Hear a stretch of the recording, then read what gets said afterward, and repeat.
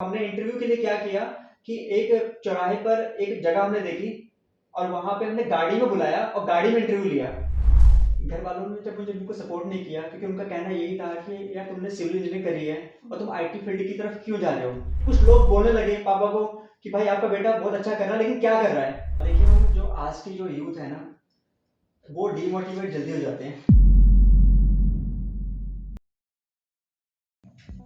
नमस्कार दोस्तों, मैं शनाया चौहान और आप देख रहे हैं टुडे न्यूज। बहुत कम उम्र में और हौसले बुलंद रखने वाला इंसान बहुत कमी से मिलता है। एक ऐसे इंसान को आज हम आपके सामने लेकर आए हैं जिनकी उम्र बहुत कम है, लेकिन उन्होंने इस बहुत कम उम्र में ही एक स्टार्टअप किया है। एक उनके जो हौसले बुलंद हैं, जिस तरह की उनकी सोच है, उसके बारे में आज हम बात करेंगे, जिनका नाम है अमित कुशवाहा। अमित ने बहुत कम उम्र में स्टार्टअप किया, उसे आगे ले जाने के लिए लगातार वो प्रयत्नशील हैं। लगातार अप डाउन्स भी उन्होंने देखे, स्ट्रगल भी उन्होंने किया, लेकिन हौसले उनके पस्त नहीं हुए। आज अमित कुशवाहा मेरे साथ खुद मौजूद हैं। उनसे जानेंगे कि उनकी जर्नी कहाँ से स्टार्ट हुई और उनके आने वाले फ्यूचर का प्लान क्या है और किस तरह का स्ट्रगल अमित कुशवाहा की लाइफ में आया है। सर, स्वागत है आपका। अमित जी, जैसे कि मैंने कहा, बहुत कम उम्र में ही आपने एक स्टार्टअप कर दिया, तो मैं पहले आपसे जानना चाहूंगी कि आपकी जर्नी कहाँ से स्टार्ट हुई थी। मैम वैसे तो बिजनेस मैंने जो स्टार्ट किया वो अपनी स्कूल लाइफ से ही स्टार्ट कर लिया है ना। जब मैं स्कूल में पढ़ता था, जब मैं 8th क्लास में था, तब मैं अपने डैडी के साथ जाता था, देखता था कि वो क्या कर रहे हैं। डैडी कंस्ट्रक्शन का काम करते थे, कॉन्ट्रैक्टर थे वो। तो मैं वहाँ पे साइट्स पे जाके देखता था कि लेबर काम कैसे कर रही है ना, क्या कर रही है, कैसे कर रही है, सारा कुछ ऑब्जर्व करता था। फिर उस टाइम मेरे ख्याल में आता था कि मैं क्या बनूं कि डैडी अगर जो काम कर रहे हैं वो थोड़े लेवल पे कर रहे हैं, छोटे लेवल पे कर रहे हैं, बट रोजगार दे देते हैं, है ना। तो मेरा मानना ये था कि जो इस चीज को कैसे आगे बढ़ाई जाए। और टीचर लोग मुझसे पूछते थे कि भाई सबसे पूछते थे बच्चों से कि क्या बनना है आपने। तो कोई कहता था कि मुझे इंजीनियर बनना है, कोई कहता था डॉक्टर बनना है। तो मेरे बचपन से मेरा यही था कि जो डैडी कर रहे हैं, डैडी ने रोजगार दिया, तो मैंने कभी भी जॉब लेने की नहीं सोची। मैंने हमेशा सोचा कि मैं ज्यादा से ज्यादा जॉब्स कैसे दूंगा, लोगों को काम कैसे दूंगा। तो यहाँ से मैंने स्टार्ट किया। उसके बाद कुछ समझ में नहीं आता था क्योंकि घर में सबसे बड़ा मैं हूँ, तो कोई गाइड करने वाला भी नहीं था। बस डैडी को देखते थे कि डैडी क्या कर रहे हैं और इनका नाम रोशन करना था और कुछ बड़ा करना था, ये सोचते थे। लेकिन बड़ा क्या करना है ये नहीं पता था कि बड़ा क्या करना है।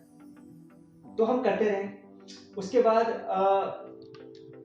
2010 के बाद मैंने कॉलेज ज्वाइन किया, इंजीनियरिंग में एडमिशन ली। वहाँ पे भी गया तो वहाँ पे मैंने इंजीनियरिंग ली, मैंने सिविल इंजीनियरिंग ली। और इंजीनियरिंग करते करते फिर वहाँ पे भी दिमाग में ये रहता था कि मैं क्या करूँ।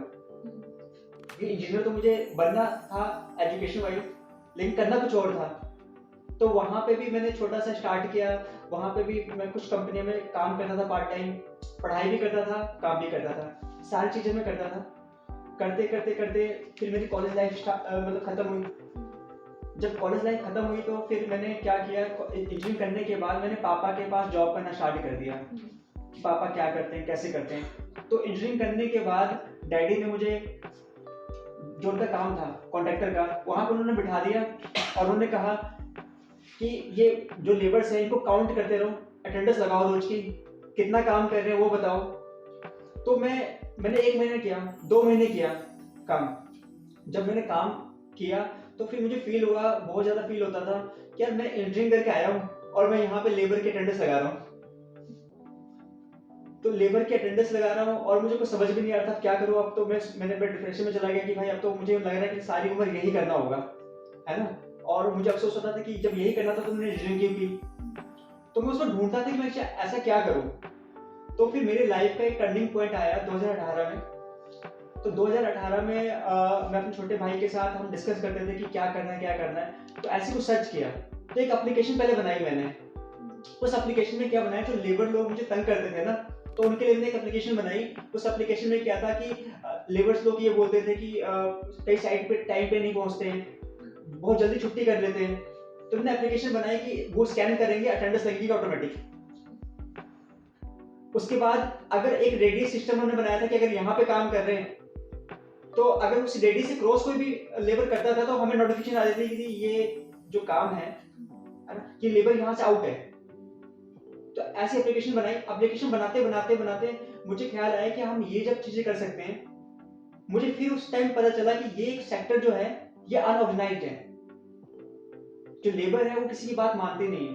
और ये जो चीज मैं फील कर रहा था वो सारे कॉन्ट्रैक्टर फील कर रहे हैं, सारे कस्टमर फील कर रहे हैं। ये सारी चीजें मैंने फील की। उसके बाद मैंने एक एप्लीकेशन बनाई और एक कंपनी बनाई जिसका नाम मैंने रखा सरथरी। उस कंपनी में मैंने ये मॉड्यूल किया कि जो दिक्कतें मुझे आई, मैंने जो फील किया कि मैं अगर एक इंजीनियर हूँ तो मुझे क्या दिक्कतें आ सकती हैं, अगर मैं एक कस्टमर हूँ तो कस्टमर क्या सोच सकता है, अब एक कॉन्ट्रैक्टर है उसको क्या दिक्कतें आ सकती हैं, अब कॉन्ट्रैक्टर को काम नहीं मिलता और जो कस्टमर है उनको अच्छे लोग नहीं मिलते। तो मेरी जो कंपनी है वो कॉन्ट्रैक्टर, लेबर्स और एक कस्टमर, इन दोनों को जोड़ने का काम करती है। हम लोग ये कमिटमेंट करते हैं कस्टमर्स को कि हम आपको सर्विस अच्छी देंगे, लेकिन जो लेबर्स थे वो अनस्किल्ड थे, वो अच्छी सर्विस नहीं दे पाते थे। तो हमने उनको स्किल बनाया, उनको ट्रेनिंग दी, इस चीज पे फोकस किया, हमने इस पे काम किया मैम। उनको वेल बनाया, प्रोफेशनल बनाया, उनको ड्रेसें प्रोवाइड की और उनको सिखाया कि कस्टमर से कैसे बात करते हैं। और फिर 2018 में हमारी इस कंपनी की शुरुआत हुई। तो अमित जी, जैसे आपने अपनी जर्नी के बारे में बताया, तो जब आपने ये स्टार्ट कर लिया उसके बाद आपका फर्स्ट एम्प्लॉय कैसा रहा, कैसे हायर किया आपने, पहला ऑफिस आपका कहाँ रहा? मैम हमने स्टार्ट तो कर लिया और स्टार्ट से पहले मैं आपको एक बात बताऊं कि हमने मैं और मेरा छोटा ब्रदर, हम दोनों ने मिलकर प्लान कर लिया कि हमें एक कंपनी बनानी है, सारा कुछ स्टार्ट करना है, सब कुछ रेडी था। लेकिन आपको मैं बताऊं, हम लोग ये सोचते थे कि हम अगर ऑफिस ले भी लें तो ऑफिस में रहेगा कौन। तो हमने सोचा कि पहले स्टाफ हायर करते हैं फिर ऑफिस लेते हैं। तो जो पहला स्टाफ था हमारा, हमने अप्रोच करना स्टार्ट किया बट कोई आ ही नहीं रहा था। क्यों नहीं आ रहे थे? क्योंकि हमारे पास ऑफिस नहीं था। तो हमने पहले बात कर ली कि एक रेंट पे एक छोटा सा रूम देखा 10 बाई 10 का, है ना, कि जहाँ पे स्टाफ को पहले बिठाया जाए, है ना। बात करने के बाद हमने सब कुछ प्लान किया क्योंकि हमारे पास इतने पैसे नहीं होते थे कि हम पहले वो रूम वाले को पहले पैसे दे दें। फिर हमने सोचा कि पहले हम स्टाफ हायर कर लेते हैं और स्टाफ हायर करने के लिए प्लेस नहीं था। तो हमने इंटरव्यू के लिए क्या किया कि एक चौराहे पर एक जगह हमने देखी और वहां पे हमने गाड़ी में बुलाया और गाड़ी में इंटरव्यू लिया और उनको बड़े बड़े सपने दिखाए कि देखो हमने स्टार्ट किया है, लेकिन अगर आप हमें सपोर्ट करोगे तो हम बहुत अच्छा करेंगे, है ना। फिर उनको फाइनल किया, वो मोटिवेट हुए और हमारे साथ ज्वाइन हुए। फिर हमने एक ऑफिस रखा और हमने कहा कि इस दिन ऑफिस की पूजा है।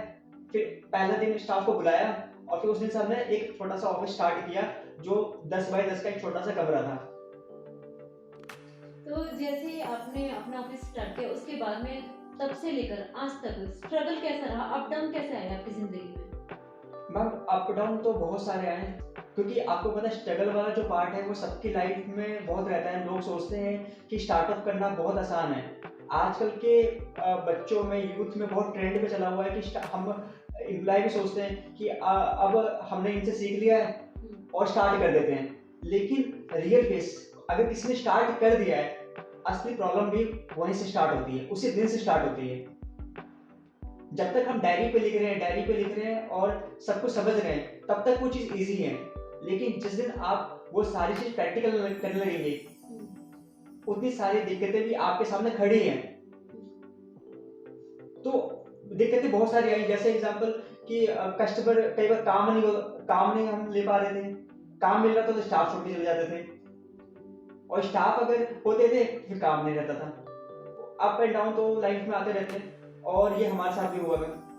तो जैसे आप यंग जनरेशन है बिल्कुल, तो यंग जनरेशन से आप क्या कहना चाहोगे कि थिंकिंग कैसी होनी चाहिए? जैसे आपने कहा अप डाउन भी आते हैं, स्ट्रगल भी आते हैं, कई लोगों के हौसले जो होते हैं वो पस्त हो जाते हैं, पर आपके हौसले पस्त नहीं हुए, बुलंद रहे। सोच कैसी रही आपकी? मैम देखो, बहुत सारे लोग हैं इस दुनिया में जो मोटिवेट रहते हैं। कुछ सेल्फ मोटिवेट भी होते हैं, कुछ मोटिवेशनल स्टोरी सुन के मोटिवेट होते हैं, बट मेरे जो मोटिवेशन का सबसे बड़ा जो रीज़न है वो मेरे पापा हैं। मैंने जब बहुत छोटा था, मैं ये कह लीजिए 4th क्लास 5th क्लास, जब से मैंने होश संभाला है तब से मैंने अपने पापा को देखा है कि वो बहुत हार्ड वर्किंग हैं। और देखता था जब मैं बहुत छोटा था, मेरा ब्रदर भी छोटे थे, तो वो हमारा एक छोटा सा घर हुआ करता था छोटे से जगह पे, तो वहाँ पे कोई भी नहीं होता था, दूर दूर तक रिलेटिव भी नहीं होते थे। तो मम्मी को छोड़कर वो बाहर काम करने जाते थे दूसरे सिटीज में, और वहाँ पे वो 1 महीना रहते थे और मम्मी हम दोनों भाइयों को संभालती थी। और आज भी अगर मैं आज भी बात करूँ अपने पापा की, तो वो मेरे से बहुत ज़्यादा, मतलब ये मान लीजिए कि 100 टाइम्स ज़्यादा वो स्ट्रगल करते हैं। आज भी वो रात रात भर जाग के अगर वो काम करवाना हुआ वो करते हैं। तो ये सारा चीज़ तो मैं उनसे सीखा और उन्हीं को फॉलो कर रहा हूँ। तो सबसे बड़ा मोटिवेशन मेरे लिए पापा ही हैं और उनको देख देख के मैं यहाँ तक पहुँचा हूँ। तो अमित सर, जैसे कि आपने बताया, आपने अपनी जर्नी के बारे में बताया, अपने स्टार्टअप के बारे में बताया, स्ट्रगल के बारे में बताया, लेकिन स्टार्टिंग में आपने कहा था कि आप अपने फादर का ही काम देखते थे। लेकिन जब आपने इस तरफ आने की कोशिश करी तो फादर का कैसा सपोर्ट रहा, परिवार वालों का कैसा सपोर्ट रहा? उन्होंने आपको सपोर्ट किया या कहीं ना कहीं कोई नाराजगी रही कि हमारा काम छोड़ के और ये क्या करने वाले हैं? एक्चुअली मैम आपको बताऊँ, जब मैंने स्टार्ट किया तो स्टार्टिंग के टाइम पे तो किसी ने सपोर्ट नहीं किया मुझे, क्योंकि ये जो मेरी लाइन थी वो बहुत डिफरेंट थी। क्योंकि हम टेक्नोलॉजी पे जा रहे थे और मैंने सिविल इंजीनियरिंग कर रखी थी, और मैंने पेरेंट्स को बताया तो पेरेंट्स ये कह रहे थे कि अपना काम ही संभालो। घर वालों ने जब मुझे बिल्कुल सपोर्ट नहीं किया, क्योंकि उनका कहना यही था कि यार तुमने सिविल इंजीनियरिंग करी है और तुम आईटी फील्ड की तरफ क्यों जा रहे हो। उनका घर वालों का, मेरी मम्मी का खासकर ये कहना हमेशा रहता है कि बेटा गवर्नमेंट जॉब करो, गवर्नमेंट जॉब करो, गवर्नमेंट जॉब करो। एक बार तो आपको पता है, मैं स्ट्रेस में आके ना, जब उनका दबाव में आके मैंने गवर्नमेंट जॉब का जो फॉर्म था वो मैंने भर दिया। भरने के बाद क्या हुआ, मुझे पता था कि मैं पास नहीं होऊंगा क्योंकि मैं दिल में नहीं किया, बट उनके लिए मैंने गवर्नमेंट जॉब भरा। लेकिन मेरा शुरू से था कि मुझे गवर्नमेंट जॉब नहीं करनी है, क्योंकि मुझे एक एंटरप्रेन्योर बनना है, कुछ करके दिखाना है। तो मैंने किया, लेकिन सपोर्ट किसी ने नहीं किया, क्योंकि मेरी फील्ड थोड़ी सी अलग थी और मेरा एजुकेशन अलग था। मैंने इंजीनियरिंग कर रखी थी और मैं जा रहा था सिविल आईटी की तरफ, तो कुछ टाइम बाद करते करते करते पापा का काम भी करता था और साथ में मैंने धीरे धीरे अपना भी स्टार्ट किया। जब अपना स्टार्ट किया तो एक टाइम ऐसा आया कि मैंने उनको प्रूफ करके दिखाया। चारों तरफ से कुछ लोग बोलने लगे पापा को कि भाई आपका बेटा बहुत अच्छा कर रहा है, लेकिन क्या कर रहा है। फिर वो बताने लगे। जब एक बार प्रूफ हो गया तो उस दिन से फिर पापा ने भी मेरी हेल्प की, फाइनेंशियल भी, ऐसे सपोर्ट भी, मेंटरशिप भी दी। फिर जाके उन लोगों ने मुझे सपोर्ट करना स्टार्ट किया और आज मैं बहुत अच्छा कर रहा हूँ। इस बीच आपके जो आपके भाई भी हैं, उनका क्या रोल रहा है इसमें? भाई का ये रोल रहा है मैम, क्योंकि जो मेरा छोटा भाई है, छोटे भाई को मैंने अभी तक, जो उसने मुझे मेरे साथ जो काम कर रहा है, उसने भी मेरी तरह इंजीनियरिंग की है। लेकिन जब से हमने ये स्टार्टअप स्टार्ट किया है, वो उस टाइम वो पढ़ रहा था और मेरी स्टडी कंप्लीट हो चुकी थी। लेकिन अभी उस टाइम से लेके अभी तक जो मेरा छोटा भाई है, एक साई की तरह मेरे साथ 24/7 खड़ा है। तो अमित जी, आपसे आज हमने बातें करी, बड़ा अच्छा लगा आपसे बात करके। एक आपसे मैं आखिरी सवाल पूछना चाहूंगी। जैसे आज का जो यूथ है, थोड़ी सी अगर नाकामयाबी मिलती है तो बहुत जल्दी स्ट्रेस में आ जाता है या अपने सोचते हैं कि इसको छोड़ के कुछ और करूं। तो ऐसे यूथ को आप क्या संदेश देना चाहोगे, क्या टिप्स देना चाहोगे? देखिए मैम, जो आज की जो यूथ है ना, वो डीमोटिवेट जल्दी हो जाते हैं, क्योंकि उनमें पेशेंस रहा ही नहीं है। तो आपको बताइए, कोई भी स्टार्टअप अगर स्टार्ट करता है, चाहे कोई भी अपना बिजनेस करता है, तो उसकी लाइफ में उतार चढ़ाव, अप एंड डाउन तो हमेशा आता रहता है। तो मैं यूथ को बस एक ही बात कहना चाहूँगा कि पहले तो अपना वो लोग फोकस एक ही रखें कि उनको बनना क्या है, करना क्या है, चाहे स्टडी हो चाहे वो बिजनेस हो। किसी का भी, अगर आप ये मान के चलिए, जो इंसान, चाहे कोई भी यूथ, चाहे कोई भी XYZ, अगर अपना प्लेटफॉर्म बार बार चेंज करते रहते हैं तो कभी भी आगे नहीं बढ़ पाते। तो मैं हमेशा यही कहना चाहूँगा उन यूथों को कि अपना लक्ष्य क्या रखें, एक ही मोटिव रखें कि उनको बनना क्या है और उसी पे आगे अपना काम करें। तो दोस्तों, आपने अमित कुशवाहा को सुना, जिन्होंने अपनी जर्नी, अपना बचपन, अपना स्ट्रगल, अपने अप डाउन्स और उसको कैसे फेस किया, वो सब आज अपनी स्टोरी के ज़रिए आप लोगों तक पहुंचाया है। साथ ही उन्होंने जो यूथ के बारे में संदेश दिया, बहुत अच्छा संदेश दिया है कि अगर कोई भी आप स्टार्टअप करते हैं या कोई भी आप कोई पढ़ाई करते हैं, कोई भी आप बिज़नेस करते हैं, कभी भी कोई अगर उसमें अप डाउन आते हैं, उसमें कुछ नाकामयाबी आपको मिलती है, तो उसमें अपना विज़न ज़रूर क्लियर रखें, अपनी सोच को पॉजिटिव रखें, पेशेंस बनाए रखें। इस तरह की जो स्टोरी आज अमित कुशवाहा की हमने आपके साथ शेयर की है, इस तरह की स्टोरीज आप देखें, इस तरह के वीडियोस आप देखें, ताकि आप लोग मोटिवेट होते रहें। अमित कुशवाहा का मैं टुडे न्यूज़ के माध्यम से धन्यवाद भी करना चाहूँगी सर, कि उन्होंने अपना कीमती वक्त आज हमें दिया। और इन्हीं शब्दों के साथ मैं शनाया चौहान आपसे लेती हूँ इजाज़त, कैमरामैन आशु के साथ।